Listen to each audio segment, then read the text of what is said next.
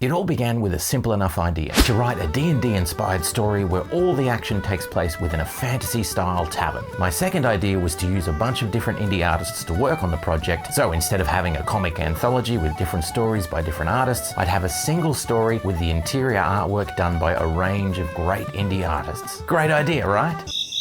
Right? To be honest, I was a little hesitant with this project, largely because of the scope and the cost of the enterprise. Now, I've worked on dozens of comic builds before, but nothing with this many artists involved in a single project. So, as you can guess, I was a little bit nervous going into this. Now, normally I'd start with a script before trying to find an artist, but with this project I started hunting artists right away. I went scouring through Instagram, Twitter, DeviantArt, or anywhere else I could find an artist for either interior artwork or portraits. I reached out to a bunch of artists, gave them a basic idea of the project, and asked if they'd be interested. Responses quickly started coming back, so I decided it was time to get that script written. I wrote the story with a view to moving quickly from character to character, showcasing different patrons of the Folly every few pages. At this stage, I was already thinking that I'd look to have different artists work on each of these smaller sections, and this helped the way that I structured the script. My central mystery, climax, and resolution to the story came fairly quickly, as did most of the characters. I was inspired by the D&D style artwork I'd been looking at over the past few months,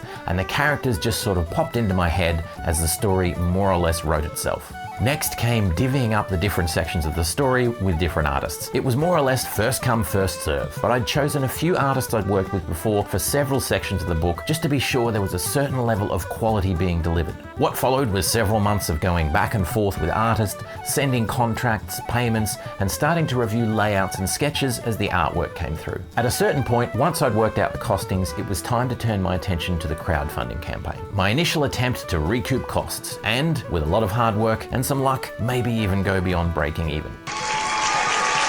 My biggest concern throughout this whole process has been the initial outlay of funds and the risk that I wouldn't be able to recover those costs. The goal is always to do this as early as possible, because until I recover those costs, I'm limited with what other work I can do. I've now built out the shell of my Kickstarter campaign and started promoting via mailing lists and social media to try and create some anticipation for those who support my work. Now, I've done enough of these campaigns now to work fairly quickly when building out a new campaign. However, I'm always looking for new ways to raise money, new rewards to offer backers, and new experiences to give my fans. As with everything though, there's a cost associated with every promise I make to a potential backer, and I need to make sure that I can deliver on that promise and also ensure that I'm not cutting my nose off to spite my face.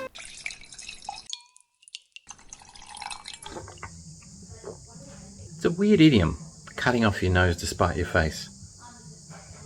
There are a bunch of pitfalls to look out for when running a crowdfunding campaign, many of which relate to the financial viability of the rewards you're offering and the minimum number of backers you need to break even, or perhaps even make a little money.